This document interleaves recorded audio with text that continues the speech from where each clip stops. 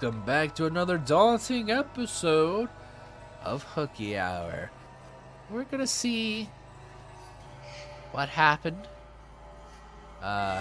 What will happen in 1707. We have long since passed the days of Mel and Nell, which means I'm probably gonna have to find some new voices to project.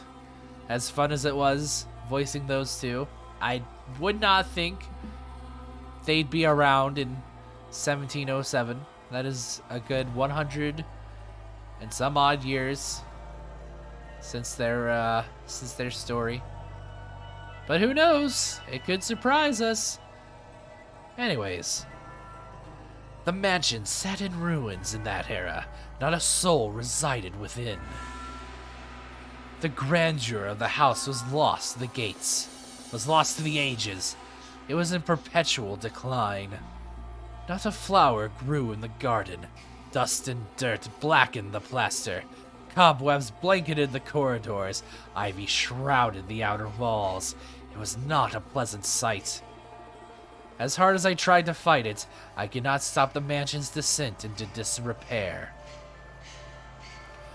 The depth of the previous owner's grief, or perhaps despair, was far too much. After the beautiful flaxen-haired family, people stayed away from the mansion.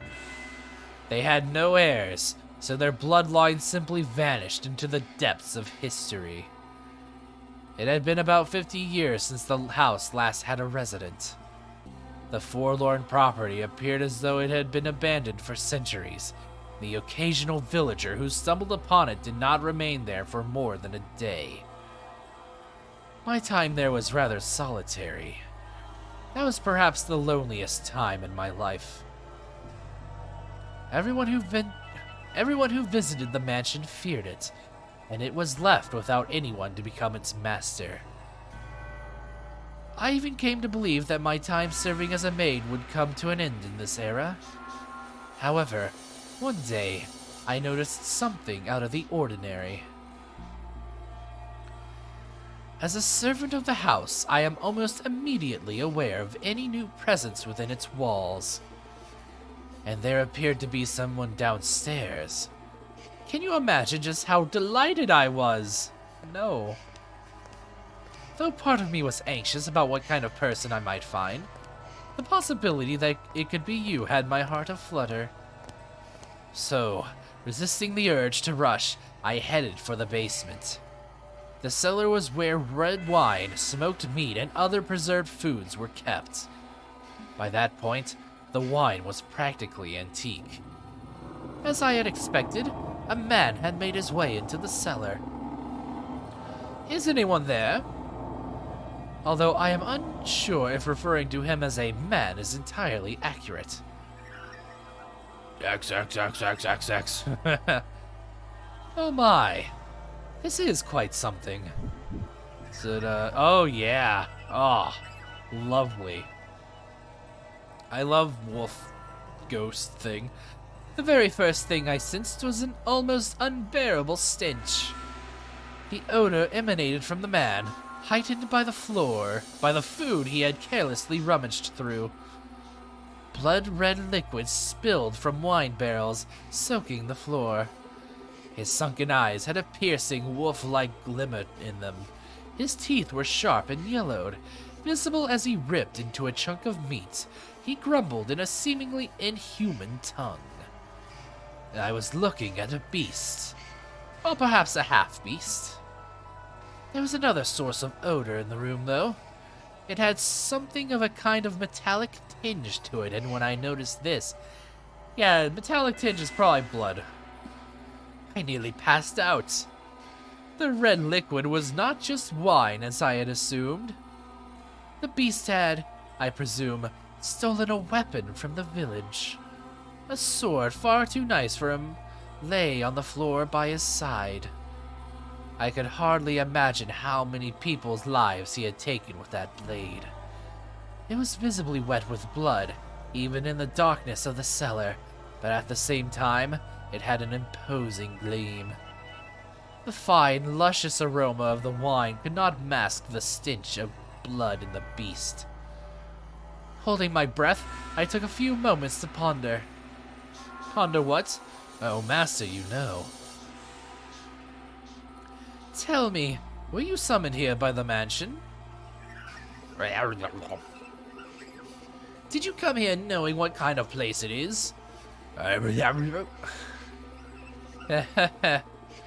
you're in want of money, you are welcome to help yourself to some furniture. And I imagine the villagers would be willing to welcome you if you dressed yourself up a bit more like a person. Sure, having a decent conversation with this thing, considering it's a smoke cloud with veins, visible veins pulsing in him. Then you can trade the furniture for food and make your way to a larger town, and begin your killing spree there.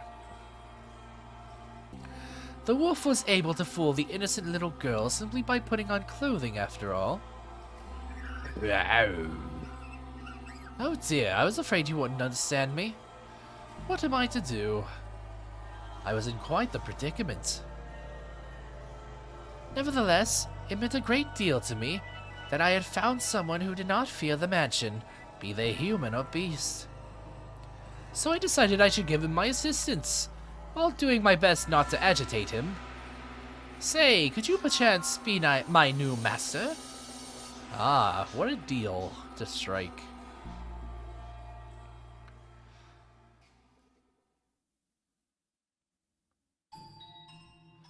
The mansion sat near the ocean. To say it was perched upon a cliff might make it sound rather intimidating, but you could see the beautifully clear sea through the windows, a glittering expanse of emerald and turquoise. Turquoise. Turquoise. Just gonna call it turquoise, because it's annoying. If the mansion had been in proper condition, it would have been breathtaking against that backdrop. What happened to the rose garden? Where's the rose garden? I even wanted to plant orange trees in the garden. Okay, so the garden's still here. I was almost wondering if it did some sort of like shifty move.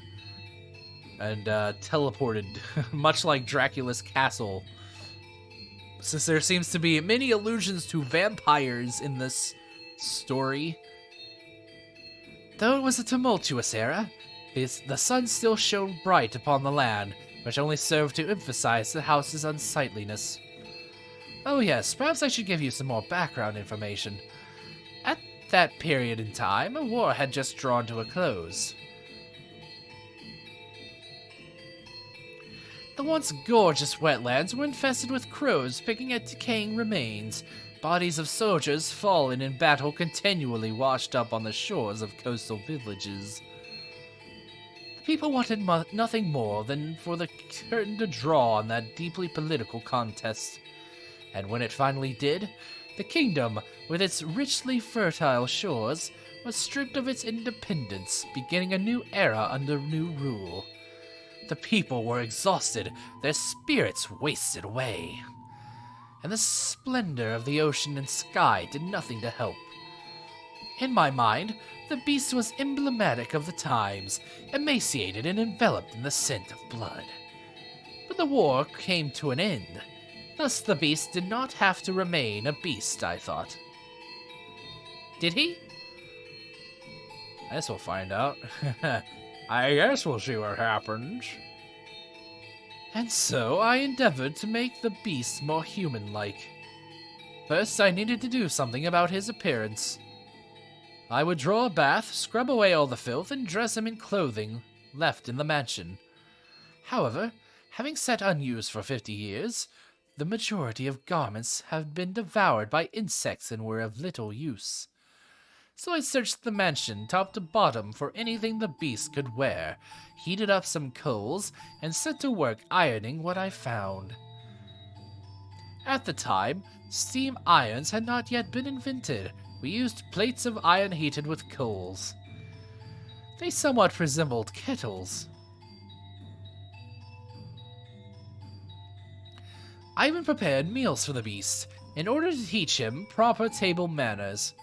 Although, with the mansion in a nearly uninhabitable state of disarray, there's only so much I could do in the kitchen. And the only supplies I had to work with were what was left in the cellar. As such, I was not able to put to use the cooking skills I had learned in the flaxen-haired family's time. Now, you mustn't eat with your hands. Do you want to get your fingers and face dirty? You eat using a knife and fork. See, like this. I feel like I'm teaching a young child. Oh my, what are you holding your head for? Oh dear. Perhaps I should be teaching you to speak before table manners. Why not? We have plenty of time. You needn't act so frightened. Or perhaps you do not want to be understood at all. Would you be so kind as to tell me your name?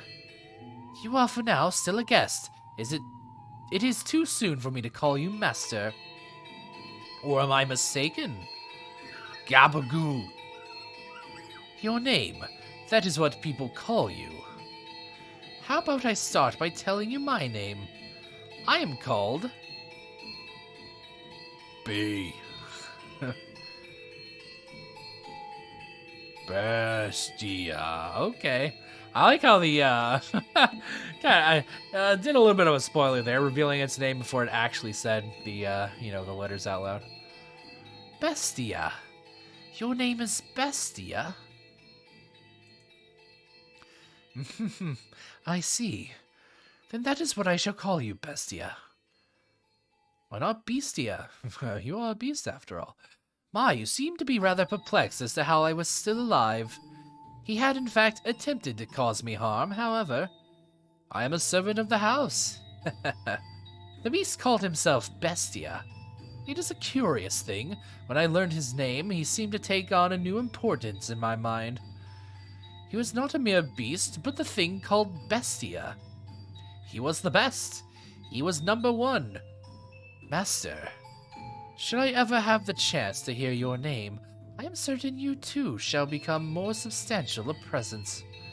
But you must always remember, Master, that even if you do not remember your name, and even if you never know mine, you have always held a special place in my heart. Oh, that's good. And thus began my tranquil days with Bestia. And I think that is what we're going to call it. Because next time on Hooky Hour, we'll find out how our best buddies Bestia and the Maid got along in this odd era. This era of 1707, when the war just came to an end. And now we have this beast of smog and vein going to become human. Yeah. We're in for something, I'm sure. So until then, I will see you next time. Bye.